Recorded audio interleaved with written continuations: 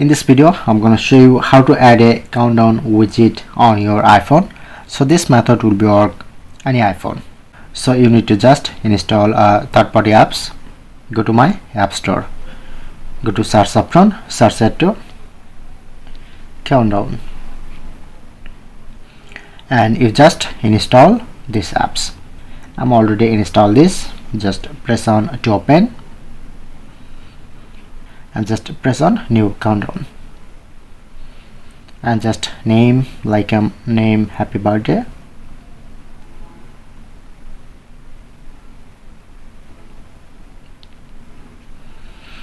take emoji and select date, make sure to turn on, select to never and select any color. Okay, overall setup, press on save.